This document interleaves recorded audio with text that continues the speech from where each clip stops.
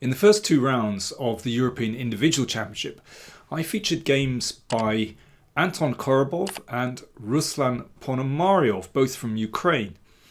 And by chance and some skill, they both made it to 4 out of 4, which meant that in round 5 they faced each other. And this is the game. This is great stuff. So, Korobov with white. And Ponomariov plays a Ragozin. So this is a very trendy opening at the moment. It offers imbalance for black, but at the same time it's pretty solid because you've got a nice pawn in the middle of the board. Check on a4. Point of this is to force the knight to c6, so that means the c pawn is blocked, so it's less easy for black to challenge the centre. e3, okay, normal, and bishop d2. So white is developing, but it's pretty cagey stuff. Notice white hasn't moved the king's bishop yet.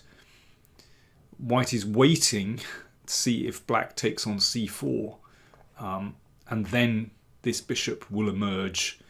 But if you move the bishop before then you know, black wins a tempo to some extent. So that's the point of hanging back with this bishop. In this position, the most popular moves for black are actually to take on c4 and then to play the bishop back to d6 and then go for e5. And rook e8 is also quite popular. It means that bishop can sometimes go all the way back here, but it also prepares e5 in some positions. But instead of that, Ponomariov played bishop d6, and that's quite a rare move. Now, it's of course a very good diagonal for the bishop, but c5 is an issue, and this is the move played. And this is actually the recommendation of Stockfish. I find it very interesting that I don't know whether Korobov had prepared this previously, but for quite a few moves he follows the Stockfish recommendation. So let's see what that is. So c5, pushing the bishop back. Now, at first glance, it looks very nice to have this lovely pawn chain and to restrict black's pieces. But it does take the pressure off d5, so that it might be possible later to play e5. And also, black will attempt to break down that pawn on c5 at some point. b4. So white is, supporting this pawn on c5. Knight e4. So now Ponomariov starts to get some counterplay.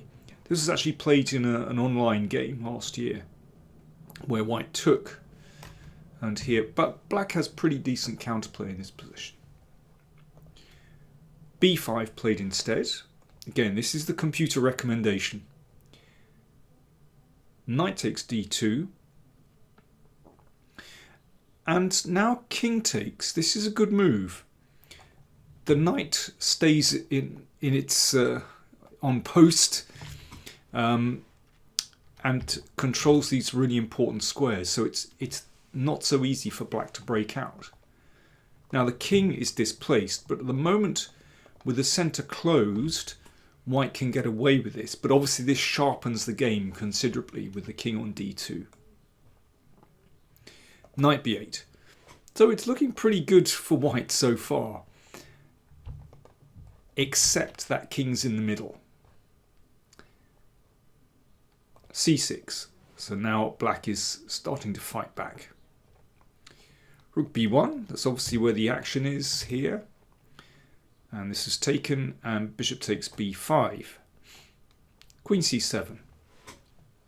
So this is preparing at some point to bring the knight to c6, and black is starting to unravel. Rook c1. So this is preempting b6, making sure that this pawn is well supported. But also it prepares to bring the king back to g1, and the king is a lot happier behind those kingside pawns. It's all a question of time, though. Can black somehow gain some counterplay in the meantime? It's possible to play knight c6 straight away, but I can imagine that he was perhaps fearful of white taking and playing the knight in. But f6 played to control the e5 square. Seems reasonable. Bishop d3, bishop drops back, and knight c6. And this is interesting play by Korobov. So he's brought the queen and the bishop back, and he's attacking the pawn on h7. Now, black has a tough choice here. Do you play h6? Do you play g6? Do you play f5? Which of those pawn moves do you make? Each one involves a compromise. If you play h6, then those light squares look rather weak. I would be concerned about some kind of check and maybe knight here at some moment, perhaps knight there straight away. It's hard to say. Or maybe just g3 and then knight h4 possibly. But in any case, it doesn't look too pleasant, these weakened squares. g6, you could play g6 because I don't think white has anything more than a draw with obviously queen h6 and so on. So g6 is possible, but of course the king could just shuffle over here. But instead of those moves, Ponomariov played f5. So the king is sort of intact, and this pawn does block out this bishop. Then again, it does leave that e5 square perhaps a little bit weak, although at the moment it's not possible to occupy that. But here's the next bit of white's strategy. Knight b5, attacking the queen, which came back to b8. I mean, it was possible to go to d8. b8 looks a little bit funny in the line of the rook. And now queen c3. This is a really interesting strategy. I think you can see that now the queen and the pawn and the knight control e5. So Korobov is looking to play that knight into e5, and after that's taken, then that knight has great support on the d6 square. So therefore a6 played. So Ponomariov just wants to get rid of that knight.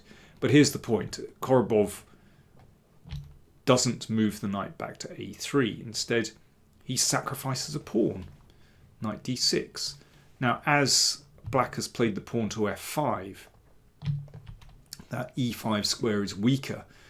And although black takes that pawn, in doing so, he's had to give up that dart squared bishop, which means that all these dart squares are weak. So rook b6. So that's the extra pawn, but it's certainly not going anywhere. And white has obvious compensation, as these squares are so weak. And it's difficult for black to develop. This bishop is the problem. Can't move out, because that pawn will drop. And it's not just that white restores the material balance.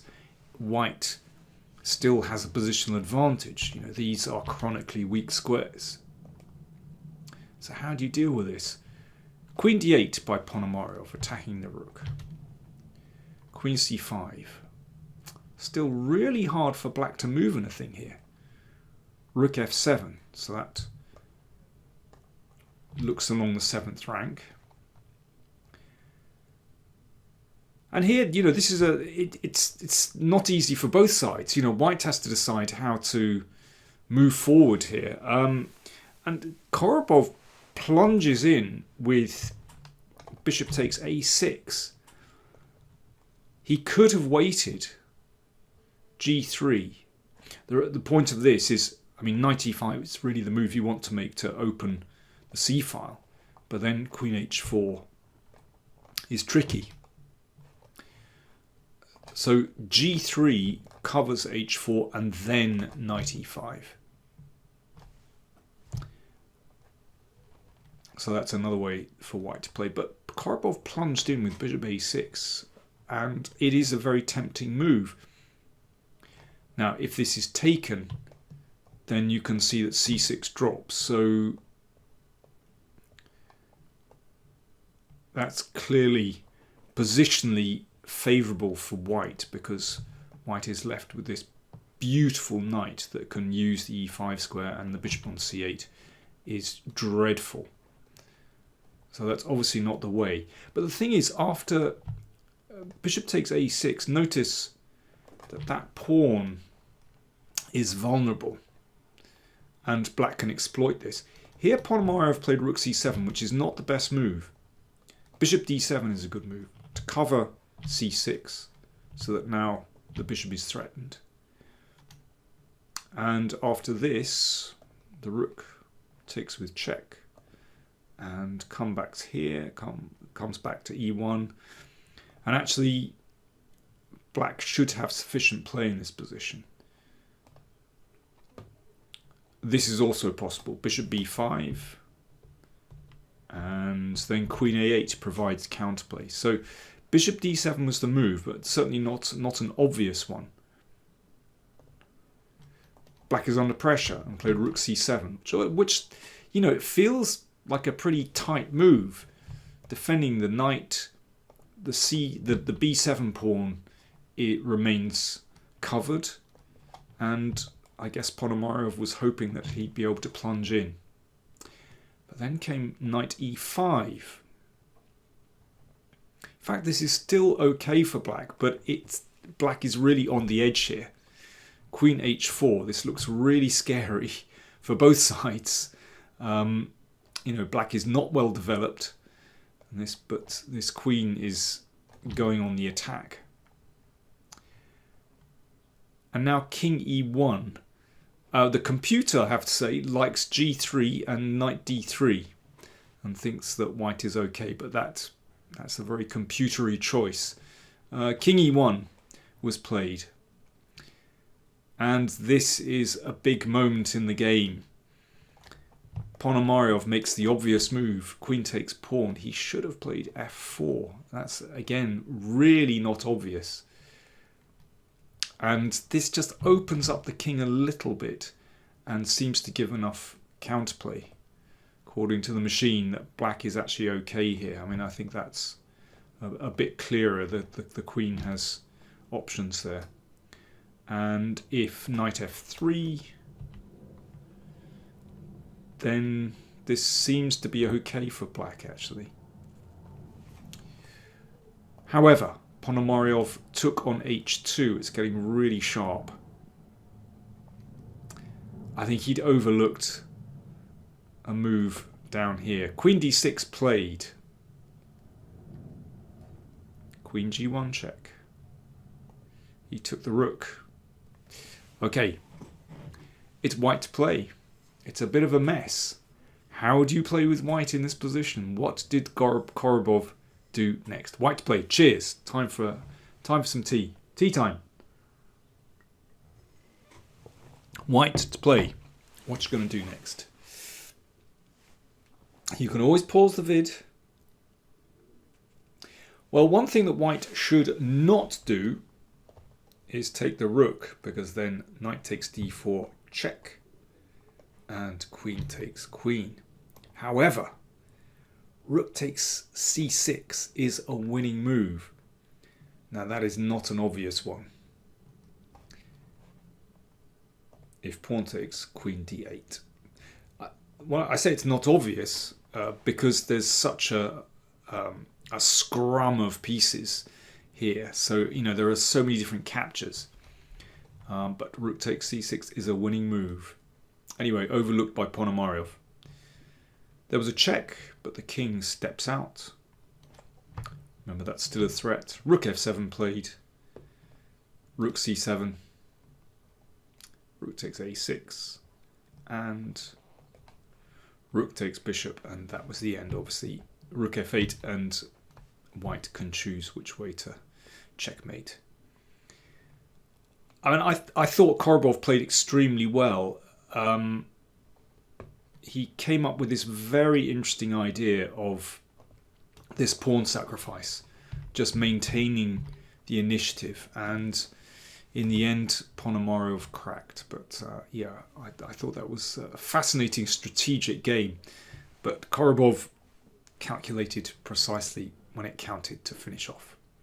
So that means that after 5 rounds, Korobov is in the lead on his own with 5 out of 5. But remember, this is an 11-round tournament, so we're not even halfway. Long way to go.